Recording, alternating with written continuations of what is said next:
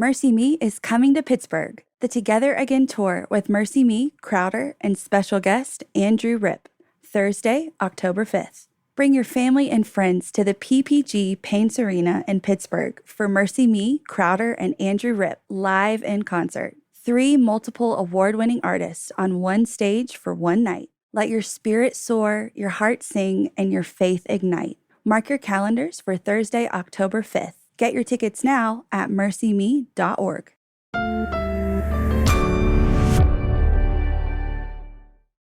Here's the interesting thing about vision. Most people think of this as a business concept, but we often don't think about this for our lives. I want to help you aim for something next year. Things will change in your life next year, and maybe your vision might change.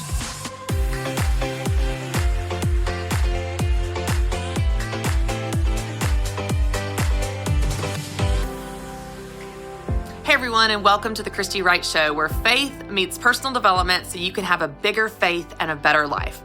I'm so excited because today we are continuing our theme this month of planning and preparing for 2022. I know you are in the thick of the Christmas season, and I love it. And while you're at home, maybe have a little bit more time on your hands, time to think and pause and reflect and plan. I want to give you some encouragement that's going to help move you in the right direction as the calendar is going to flip very soon for the new year.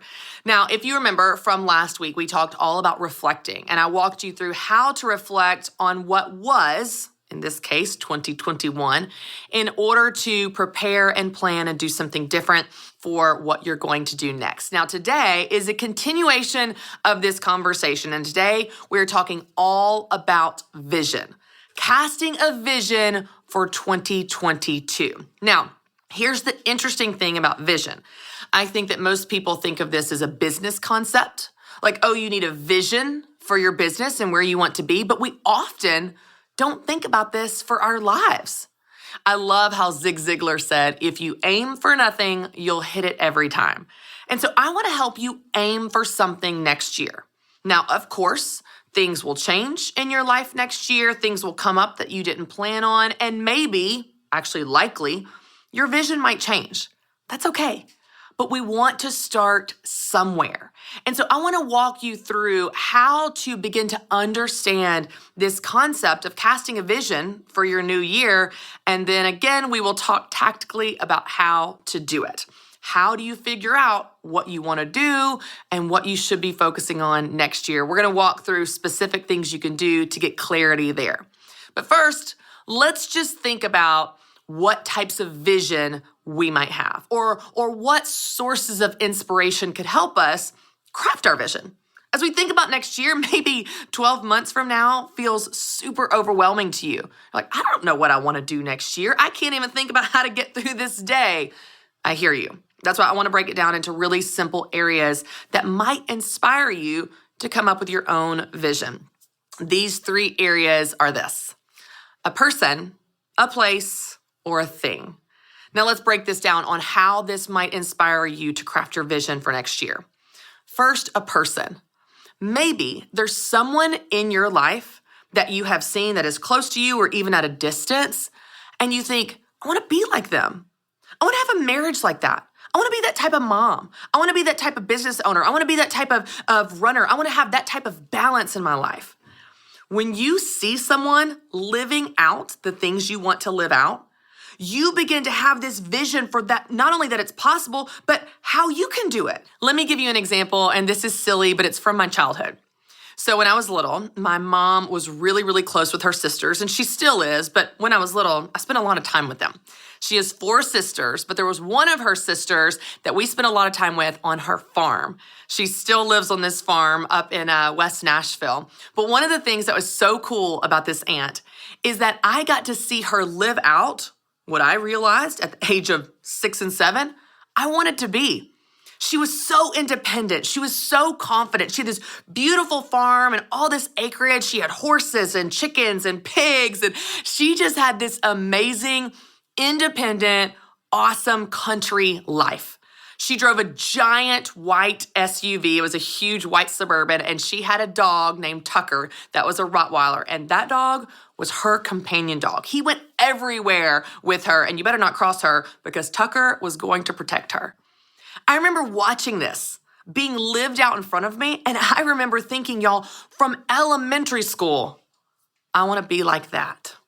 I want a farm. I want a companion dog. I want a white yes SUV. I want to be independent and confident. I want that life. And you know what's so crazy is when I had the opportunity at the age of 23 to move to a farm, I created that life. I had my Bernese mountain dog, Jackson. That was my companion dog. I got him in college. He went everywhere with me. I moved to this 40-acre farm where I started a horse boarding business to help pay my rent. You've heard me tell this story. I had fainting goats and mini donkeys and barn cats. I created that life. Now, that was a season in my life, and maybe I will end up on a farm again someday, hopefully when I have more help, because that was a lot of work, y'all. But what's so cool is that came to fruition in my early 20s, not by accident. I didn't just wake up one day and decide to move to the farm. That dream, that vision was planted in my life at such an early age, but it came through a person. I saw a person that I wanted to be like. And of course, God writes all of our stories unique, and God has created you unique. And there can be a danger or a slippery slope in looking at someone else and going, I want to be like them. That can be dangerous. But if you let someone inspire you, I think it can be really powerful. You see someone that has an awesome marriage and you study that. What makes their marriage awesome, and how can I have some of those same activities in order to have an awesome marriage also? It's not so much about duplicating their life as it is letting it inspire your life. And of course, you make it your own, and you take what you learn and are inspired by this other person and let it inform your vision. So the first source of inspiration for your vision is through a person. Another way to look at it might be through a place. Is there a place that you see yourself? Is there a place you want to be? Like, let's say you think about next year, and you have been wrestling with moving and you really want to move because your family lives across the country, and maybe right now you live on the West Coast and your family is on the East Coast, and you're like, I just want to get closer to mom and dad. They're getting older. I want them to be in my kids' lives. I want them to be grandparents. I want to spend more time with them. How can I get closer to mom and dad? And your vision for 2022 is not so much a person that you want to be like, but a place you want to get to. You want to get closer to mom and dad, and your vision for 2022 is, how could I move closer to mom and dad? What does that look like? And that's your vision. It's more of a place. Maybe the place that you're thinking of is a company you want to work for. Maybe it's a position you want to hold. I want to work towards the promotion to this title. I want to get to this place in my career. Maybe it's a place that inspires your vision. Another way to think about this, in addition to a person or a place, is a thing. Is there an idea that inspires you? A lot of people start their new year with a word for the year. Maybe for you, it's a word. Like 2022, I want that to be freedom. That is the thing that inspires me. So how can I arrange my calendar, arrange my responsibilities, control my commitments where I feel free in my life, where I feel free to do what's right for me? I have spent last year running ragged for everyone else. Next year, the thing that I want to inspire my vision is freedom. Maybe it's a different word. Maybe it's peace. Maybe it's margin. Maybe it's relationships. Maybe it's building something new. I don't know what that is for you, but maybe it's a thing that inspires your vision for next year. It's a simple framework for you to walk through, but when you begin to think about, is there a person that inspires me? Is there a place I want to get to? Or is there a thing that I want deeply? Any of these sources can be a great way to get inspired for creating your own vision for your next year. All right, we've talked about sources for your vision for next year, a person, a place, a thing, but what about if you're still feeling stuck? What if you are sitting there with your journal in front of you and you're like, I don't know what I want. You know, when I have done research on women with side businesses, small businesses, busy moms, those with busy careers, those with kids, without, one of the most common things that I hear from women in life is that they don't know what they want. Now, to a person like myself that's highly opinionated, in case you didn't know, that's interesting to me, that you wouldn't know what you want out of life. But when you get so busy doing everything for everyone else, being a mom to your kids, being a career leader, being a business owner, being a friend, being a church member, being a spouse, all these different roles, and just reacting to everything coming at you all day, every day, it is easy to lose yourself in your own life. It is easy to think, I don't even know what I want. I haven't thought about that in so long. I remember specifically speaking at Purdue University years ago. This was very early in my speaking career, probably the year 2010. And I spoke on the topic of life balance. Clearly, this is something I have loved to talk about for a long time. And this woman came up to me and she had tears in her eyes. And she said, I want to do what you're saying. I want to spend my life on what's important to me. I just don't know what that is. It has been so long since I have even considered myself in my own life. I don't know how to answer that question. Now, maybe you're there today. Maybe when I talk about casting a vision for next year or getting inspired by what you want or where you want to be or who you want to maybe create your life to look like, you still feel stuck because you're going, I have no idea. I have no idea what I want for myself or for next year. Well, I want to give you 5 things that might help you walk through that. It's not a perfect formula, but I will tell you each of these steps can start to move you in that direction. So I'm going to walk through this list really quickly to help you begin to work through how to cast a vision for your life, and even more specifically, how to cast a vision for next year. All right, so let's start with the first one. Number 1, and we talked about this last week, reflect. When you reflect on last year, it's going to help you have some clarity about what you want next year. When you write down what was right, wrong, missing, confused about last year, you'll start to see there are themes. There are things you want to do and things you don't want to do. When you take that moment to pause and reflect, you'll start to get a little bit more clarity about your vision for next year. All right, number 2, pray. If you want to know what you should do with your life, a great idea is to start by seeking the one who gave you life. I'll tell you, in my experience, God's ideas are so much cooler than my ideas. I might pray for something and God has something bigger or better long-term, maybe not even in the moment, that it feels like, oh man, God's forgotten me or I didn't get this thing I thought I wanted. But then God comes through and whatever his plans are always better. If you want to know what you should do with next year, ask him. I promise you he cares. I promise you he loves to hear from you, even if you have not talked to him in a really long time. He's not mad at you. He misses you, as Dave Ramsey always says. What would it look like to pray and go, God, what do you want for me next year? God, what are your priorities for me? What are your plans for me? I have found that depending on your personality style, there tends to be 2 kind of extremes. There's the type of person that they pray and wait, and they are so scared of making the wrong move that they sit on their hands, the paralysis of analysis, and you just sit and wait. And then there's the other extreme where we tend to get a hint of what God's doing and we run ahead like, okay, got it, I'm out of here. I tend to fall in that camp naturally. But here's what's really interesting. When you seek God, I really believe he won't let you go wrong. Now, if you don't seek him, of course, we will reap what we sow. We will experience consequences for our decisions. But if you are seeking him, for the person running ahead, if you're seeking him, if the person sitting on the couch, if you're seeking him and taking action, he will not let you go wrong. I love how Psalm 37:4 says, delight yourself in the Lord and he will give you the desires of your heart. If you want to know what your desires are for next year, delight yourself in him and watch how he will show you what those desires are for next year. So the first step is to reflect. The second one is to pray. The third step is to journal. And this is kind of an extension of prayer. A lot of times I will pray or think or reflect, but it doesn't really have clarity until I write it down.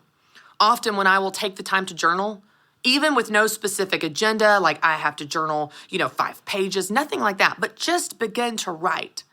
Often I'm surprised at what I write down. I'm surprised at what comes out of me. I'm surprised at what was in me that I didn't know was there. So in addition to reflecting and praying, take some time to journal. Write down your thoughts. How are you feeling? What are you thinking for next year? What are you praying about? What are you asking God for? What did you learn in your reflection exercise I walked you through last week? Taking some time to journal might bring some more clarity to your vision for next year. And then fourth, dream a little bit. I know dreaming can be scary. It can feel vulnerable. But what would it look like to just dream? What if? What if we moved across the country? What if I started my own business? What if we could get this promotion that would lead to these doors being open? What if we sold our house and traveled the country in an RV? What if we moved our kids' schools that allowed us to do XYZ? What if? Dreaming is really just allowing yourself to imagine what could be possible, to imagine what if statements. What if? You're not going to be restrained by your resources or whether or not it's possible. You're just going to let yourself dream. I love the quote that says, dream so big that if God's not in it, you'll fail. Dream so big for your life, for your relationships, for your kids, for your business, for your career. Dream so big. When you begin to dream, you'll start to get some clarity out of that, of what your vision for next year could look like. So first reflect, then pray, then journal, then dream. And fifth, and this is a really fun one, connect with other people. Collaborate with other people. I was just in a meeting yesterday where we were all brainstorming ideas for next year for the Christy Wright show, for the Christy Wright brand, and somebody would have an idea, then someone else would build on that idea. And it's like, oh, and what if we also did that? The power in that room was a variety of voices. The power in that room was a variety of perspectives as we built on each other. So if you want to have a vision for next year, what would it look like to connect with people that are closest to you? To dream with your spouse, to pray with your spouse, to journal with your spouse, to reflect with your spouse or your kids or your close family members or your close friends. You know, some of the scariest steps I've taken in my life, which in hindsight don't seem like a big deal, but at the time, y'all, they were a big deal, came through saying my dreams out loud to my girlfriends. I remember being on a trip, and this was probably 2011 with my 4 best girlfriends, and we were in Miami on the beach, and we were all talking about what we wanted for that next year, 2012. And I said, and it felt so scary to say it out loud, even to my best friends, I said, I want to be a certified business and life coach. And saying it out loud as they spoke into me, yes, I see that in you. Yes, you have those gifts. Well, I know someone that took a course and got certified, and what if you did this? It took on a whole new level of power. Well, fast forward about, this would have been just last year. Gosh, this was just our girls' trip last year. We were in the car going somewhere to a restaurant for our annual girls' trip, and we were all talking about the same question. What do we want to be different on our girls' trip next year? And I said, I want to do something, and it feels really scary to say it out loud. I'd only said it out loud to my husband and one trusted mentor at this point. And I felt so ridiculous, and it felt intimidating, and I felt stupid, and I was worried about what they would think of me, even though these were my best friends. And I'm sitting in the back of this rental car, this huge SUV, and I said, I want to do something, but I'm really scared to say it. And of course, all their heads turn around like, what? And they're on the edge of their seat because they feel like they know me so well. What could I want to do that is so scary? And I said, I want to go to seminary. Even I feel it in my eyes even now. That moment in my girlfriends as they spoke into me, yes, I see that in you. Yes, that's so powerful. I can't wait to see how God's going to use you. I have a friend that attended this seminary. What would it look like? The power was in the connection with people that love you. The power is in the connection and collaboration as they affirm those desires, as they bring clarity to your vision, as they cheer you on to take steps in the direction of that vision. What would it look like to connect with people closest to you on your vision for next year? What would it look like to say those dreams and those prayers out loud to people and watch how they take on a life of their own? And then you look up this time next year and you're doing those things. But it wasn't accidental. You didn't wake up accidentally in that state, in that position with your business at that level, in seminary, whatever. That won't happen. Dave Ramsey always says, no one wins the Super Bowl by accident. You will not just wake up there. It happens with being intentional of casting a vision to get there, to pray, to reflect, to journal, to dream, and to connect with others. When you do that, watch how God begins to show you not only what you're going to do, but who you are and how it's possible. All right, y'all, thanks so much for hanging out with me. Now I get to take your calls, which is my favorite thing to do. We're going to go to Fairbanks, Alaska. Is that Alaska? Awesome. For Kathy. Kathy's with us. Hey, Kathy, how are you? We're good. Thank you. Yeah, what's going on? So my question for you, and obviously there could be a lot of context around it, but do you have any suggestions for how I can transition to a morning person? Ooh, I'm curious. I have follow-ups, Kathy. Why do you want to be a morning person? Well, obviously, I know, the benefits that are purported for, starting your day with a good mindset, right? And being in a good place. Your devotional obviously challenged us to think about that. But, there's also the research and the studies that are behind that. And then besides that, Jesus actually went off in the mornings for alone time. It talks about that context as well. So I know inside that it's a good thing. But after reading the Ruthless Elimination of Hurry, I realized a couple weeks ago that I planned things out for the day ahead the night before. So I'll have my clothes laid out. I'll have my lunch ready to go. But I literally, when I finally get out of bed, I hit the ground running, literally just go, go, go. And I realized that in that rush that I am sending a message to my family that I don't have time for them. Hey, Mom, or hey, Kathy, I need to ask you, what the plan was, but I'm in a hurry. By that point, I've cut it close, right? And I've got to get going. And it really was sort of a heart moment that I realized that, wow, I am sending a message to them that I don't intend to and that I don't want to. And that I also take that rush into the day with me. Like, how quick, can I try not to go over the speed limit? Yeah. Have you ever been a morning person, Kathy? In reflection, maybe as a young child, but I've got a track record of probably almost 30 years now. Once I left for college, I sort of got into a routine of the evening and staying up and doing, my schoolwork, late into the evening. And then just once I married my husband and we started having children and we decided, to stretch it out. Like I've got 13-year, difference between so I have adult children and I still have a 13-year-old at home. I got into the habit of getting everybody to bed and then having my quiet and, reading or reflecting at that time. Yeah. Well, I want to say back to you a couple things you just said, and you may not even have realized it. When you were referring to college, you said I got into a routine of staying up in the evenings.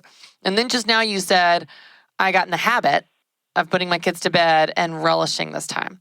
So both routine and habit are in our control. You can create a new routine and you can create new habits. There's science that backs this up. The thing that I want to challenge, and I am very pro being a morning person because of all the things that you just said, but I will tell you, Kathy, I've always been a night owl. There's something about the fact that there is no deadline, that I can just stay up all night and work on a project. When my husband is gone and he's out of town, I stay up so late.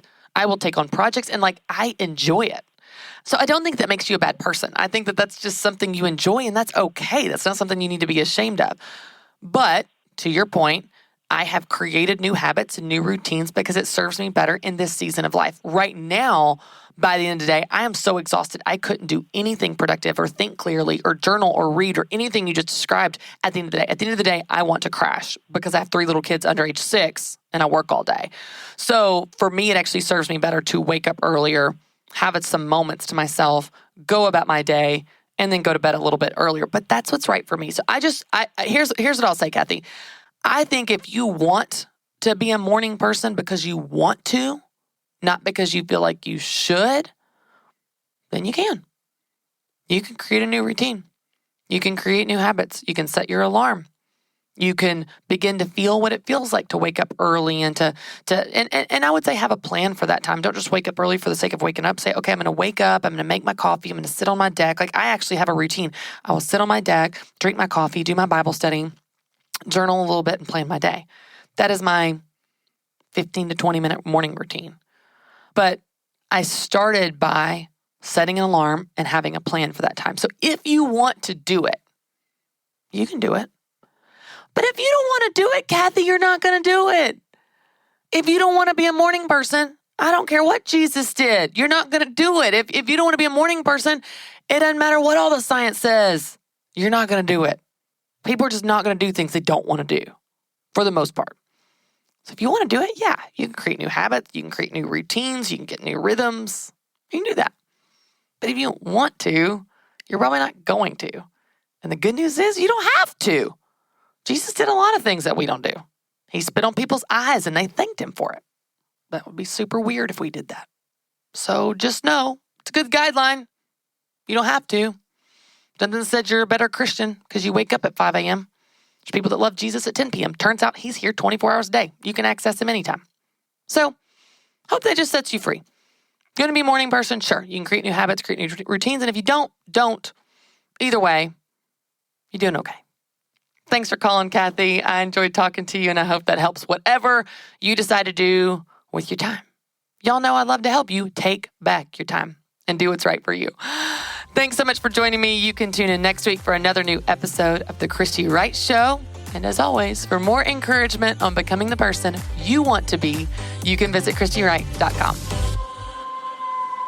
Mercy Me is coming to Pittsburgh. The Together Again tour with Mercy Me, Crowder, and special guest Andrew Rip, Thursday, October 5th. Bring your family and friends to the PPG Paints Arena in Pittsburgh for Mercy Me, Crowder, and Andrew Rip live in concert. 3 multiple award-winning artists on one stage for one night. Let your spirit soar, your heart sing, and your faith ignite. Mark your calendars for Thursday, October 5th. Get your tickets now at mercyme.org.